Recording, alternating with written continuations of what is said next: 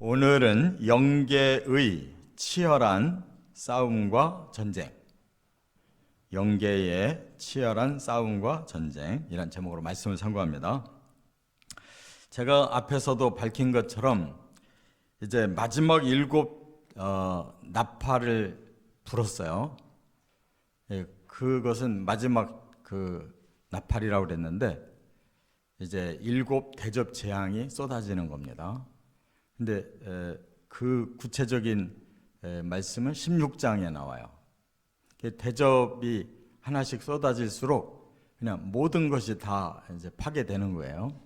그래서 7인이 떼어지면서 이제 7 나팔이 나타나서 재앙이 떨어지고 또 7째 나팔을 불므로써 7 대접 재앙이 쏟아져서 마지막 재앙은 모든 게 파멸이잖아요.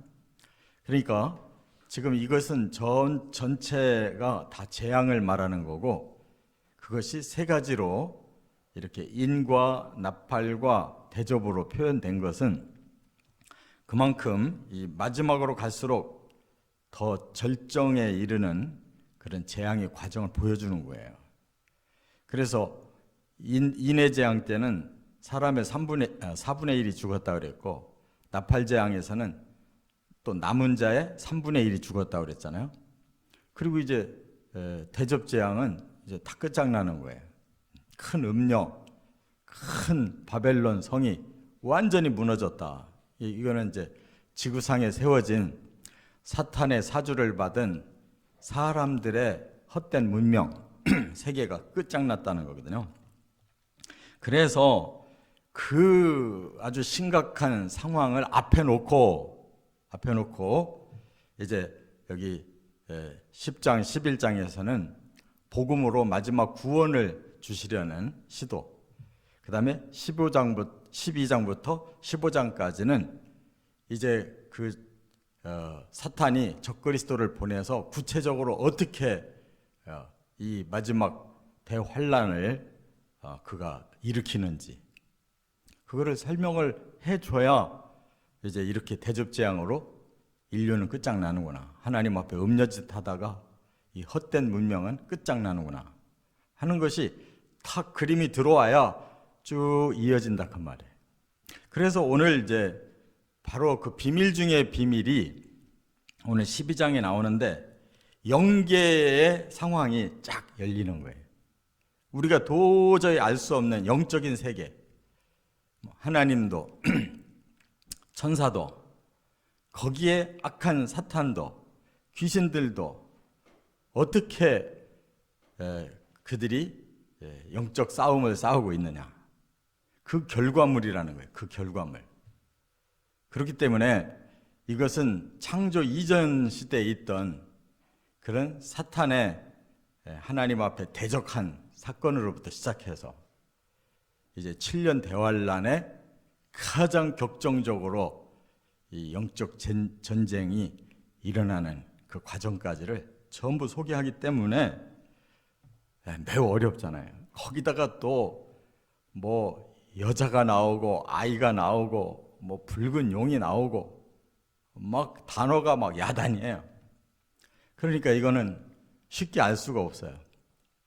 그러나 어제도 말씀드린 것처럼 성경을 꾸준하게 창세기부터 계시록까지를 샅샅이 읽으면서 하나님의 뜻을 깨달으려고 하는 자들에게는 주게 돼 있어요. 왜냐하면 예수님이 열으셨으니까, 계시를 주셨고 인을 떼셨으니까 알게 돼 있다 그 말이에요. 모르는 건 우리 책임이에요. 그래서 오늘은 1절부터 17절까지가 방대한 내용이지만 전체를 한번 읽을 필요가 있는 거예요. 우선 개론을 좀 알고 그 다음에 서서히 부분적으로 그 이루어지는 상황들을 우리가 깨달아야지 전체 스토리를 모르고는 안 되는 거예요. 영계의 이 비밀스러운 싸움에 대해서 여기 17절까지 싹 말을 해버렸어요. 그런데 이것을 푸는 비밀 키가 있어요. 바로 다니엘이 고국이 멸망해서 바벨론에 끌려가 가지고 자기도 바벨론에서 살고 있는데 예레미야의 예언에 70년이면 이 포로 기간이 끝난다는 걸 깨닫고 하나님 앞에 간절히 기도하는 거예요. 회개하면서 빨리 그 구원의 날을 달라고. 그랬더니 또 하나님이 숫자로 미래를 계시해 주신 거예요. 그게 바로 71회라는 거예요. 71회, 1회가 7이에요. 근데 7이 또 70을 곱하게 돼 있어요. 그러면 490일인데 예언은 하루를 1년으로 주로 따져요. 그래서 490년, 그것을 하나님이 세수로 나누셨어요. 62일에 7일에 1일에 이렇게 71회를 3등분으로 나눠서 말씀을 하셨거든요. 그런데 바로 여기에 그 힌트가 그대로 적용되게 이렇게 말씀을 하고 있어요. 그래서 오늘 본문에는 새 시대를 통해서 이 영계의 싸움과 전쟁이 어떻게 이 종말까지 오게 됐는지를 보여준다 그 말이에요. 첫째, 1절부터 4절까지는 구약시대, 1절부터 4절 짧게 보여줬어요. 구약시대. 여기에 한 여자가 나와요. 그가 해를 옷 입고 있대요. 그러니까 얼마나 밝고 영광스럽겠어요. 발 아래 달이 있대요. 그리고 머리에는 12별의 관을 썼대요. 그 여자가 누구겠어요? 바로 하나님께서 이제 이 땅을 구원하기 위해 샘플을 뽑으셨어요. 그게 바로 이 여자인데, 이 여자의 모습이 해와 달과 별로 치장이 되어 있어요.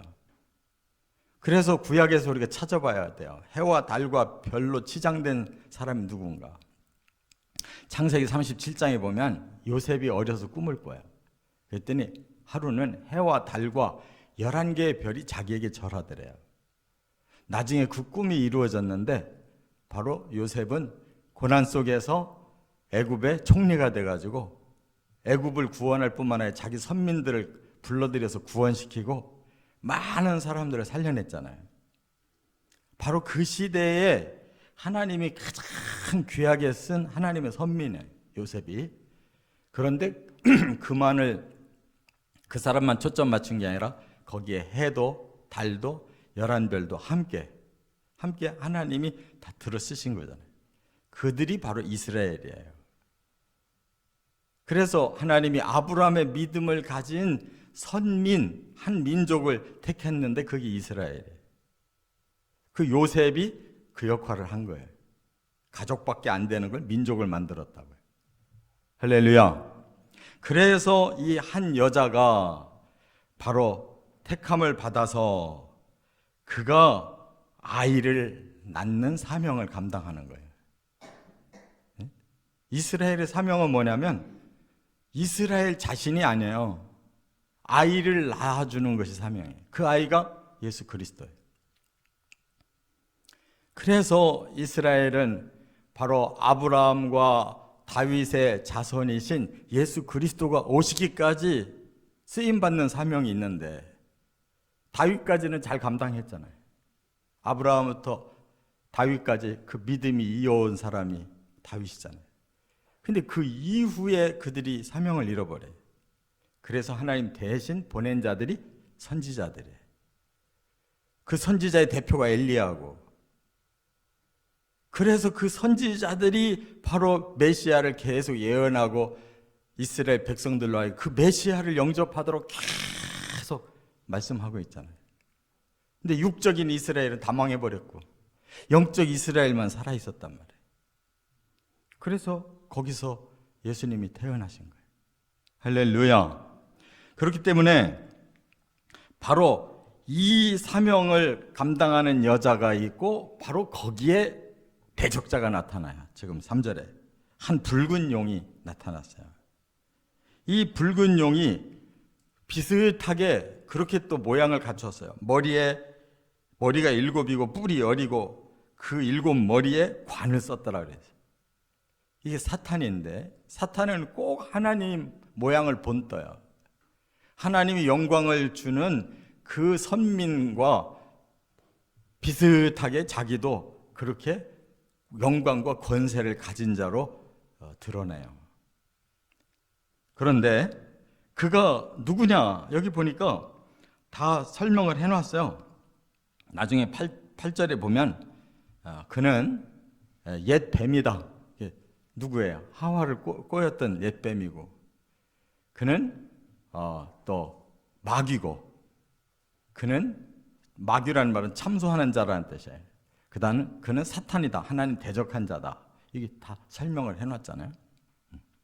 그렇기 때문에 그가 나타난 목적은 뭐냐? 누구 죽이려고? 여기 보세요. 여자를 죽이려고 한 게 아니라 그 여자가 낳은 아기를 죽이려고 기다리고 있었다는 거예요. 그 사탄이 쓴 자가 헤롯이에요. 진짜로 헤롯이 예수를 죽이려고 했지만 실패하잖아요. 이와 같이 그 사탄의 목적은 하나님의 일을 방해하는 거예요. 인류를 내시려고 에덴 동산을 짓고 아담과 하와를 두니까 거기서 바로 넘어뜨리죠. 구원자를 이 땅에 보내려고 하니까 바로 구원자를 제거해 보려고 기다리고 있었죠.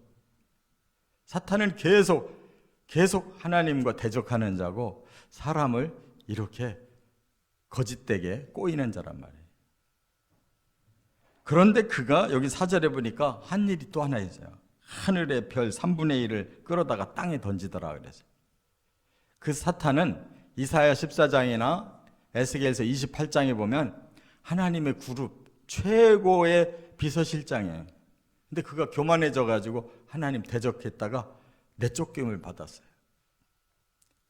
그런데 바로 그가 이처럼 자기 부하들을 전부 끌어다가 땅으로 던져버렸다는 거예요. 그 말은 뭐예요? 그 땅에 자기 군대를 동원해서 뭔가를 해보겠다는 거죠. 이처럼 하나님의 대적자가 사람을 꿰어서 죄를 집어넣고 메시아는 죽여서 방해거리를 없애고 결국 목적은 뭐냐? 이 세상 왕이 되고 이 세상 신이 되는 거예요. 예수님이 요한복음 12장에도 14장에도 16장에도 계속 그는 이 세상 임금이다. 계속 경고하셨어요. 고린도 후서 4장 4절에는 그는 신이다. 이 세상 신이다. 라고 경고했어요. 왜 이렇게 종말에 이런 너무너무나 큰 영적 전쟁이 일어나느냐? 바로 이 싸움이에요. 사탄은 하나님께는 쫓겨나서도 이 땅만큼은 자기가 권세를 쥐고 차지하려고 하는 거예요. 그래서 사람을 유혹해서 넘어뜨렸고 하나님은 그 사람들 중에 선민을 세워서 구원의 모델로 삼으시고 거기서 메시아를 보내서 결국 인류를 구원하려고 하니까 이건 대전쟁이 일어나지 않을 수가 없다는 거예요.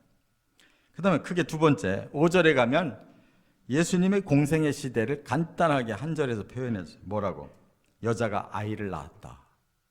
그가 메시아예요.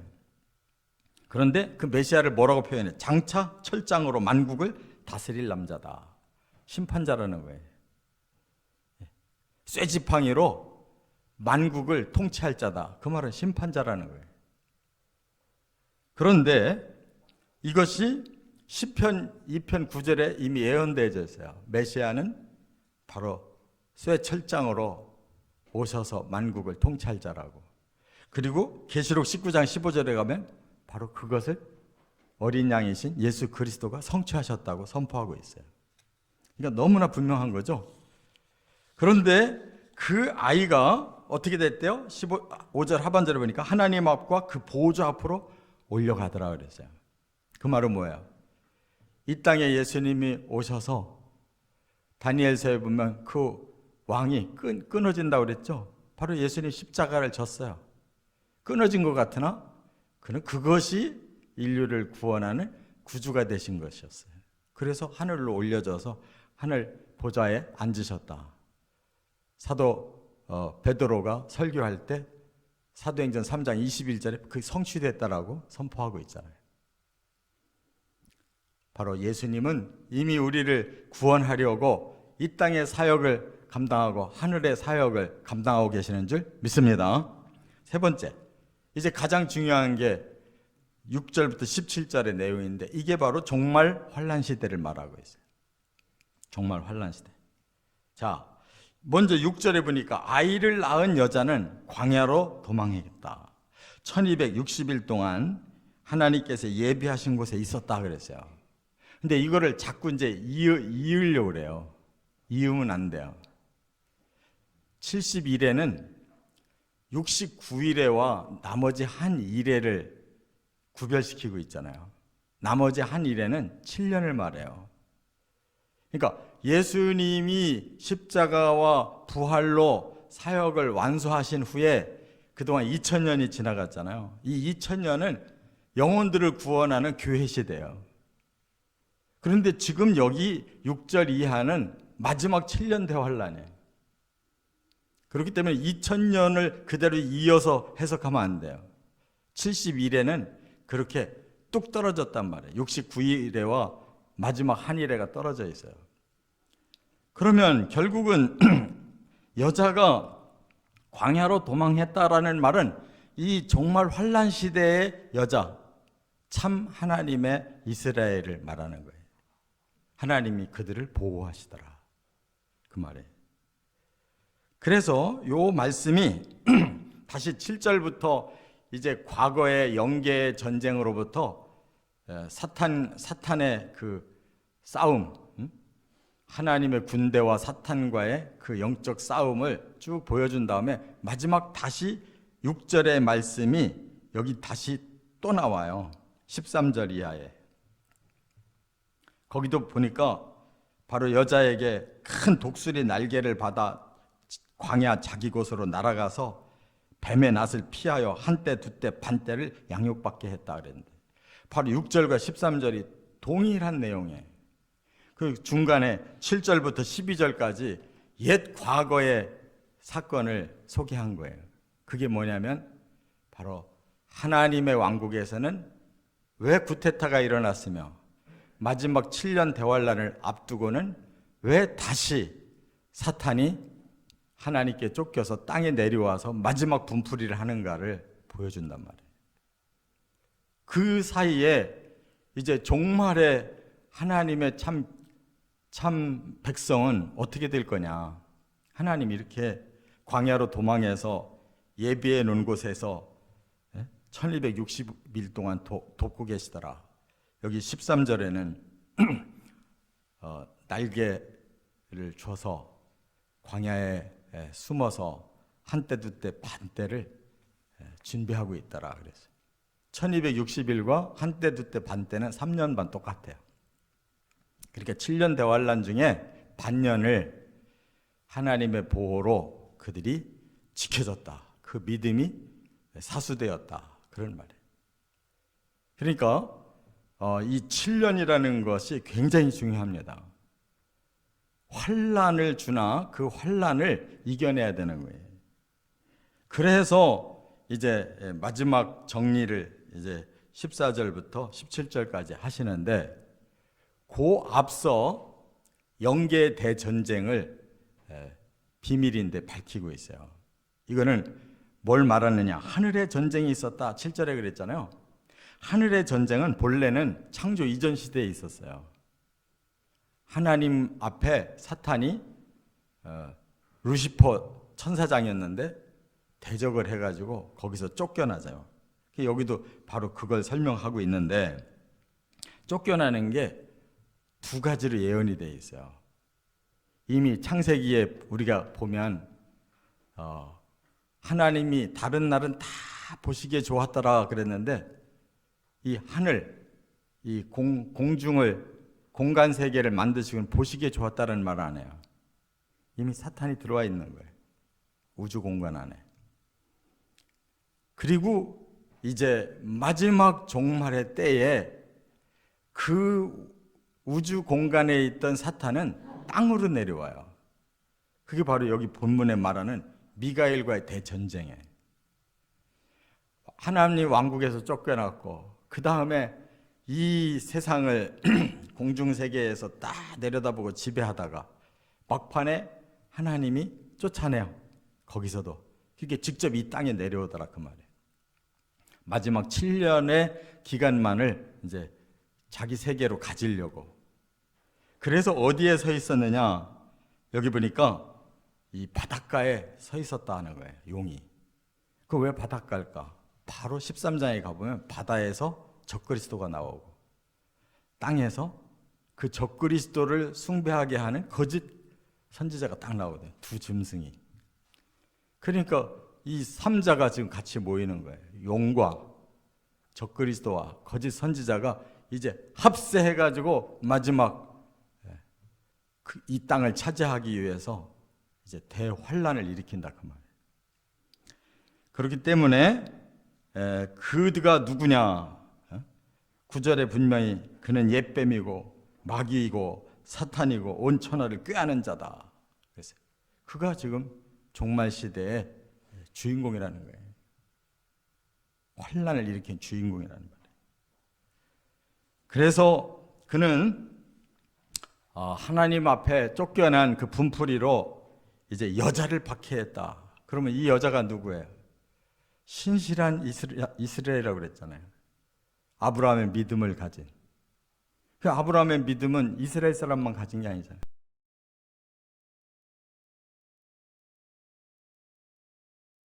믿는 자들은 다 박해의 대상이 되는 거예요. 깨달으시 바랍니다. 그러나 뭐라고 그랬어요? 보호하신다는 거예요. 그래서 이 마지막 절만 더 할게요.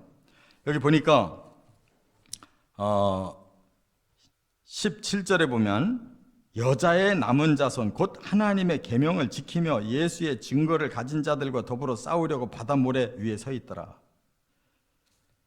여자의 남은 자들이 누구예요? 공통점은 하나님의 계명을 지키는 자고 예수의 증거를 가진 자들이에요.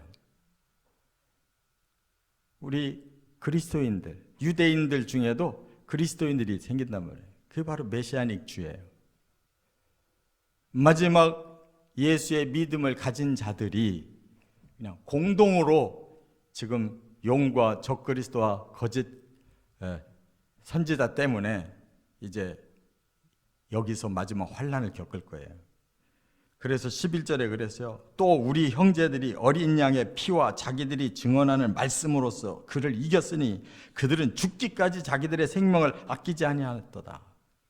참된 하나님의 선민, 참된 하나님의 백성들은 죽을지라도 그들에게 지지 않는데요. 이긴대요. 믿음으로. 어린 양의 피와 말씀으로써 그들을 이긴대요. 그러니까 환난 두려워하지 마시고 목숨에 너무 연연하지 마시고 반드시 이 7년 대환란을 생명을 바쳐서라도 이기시기를 주의 이름으로 축원합니다.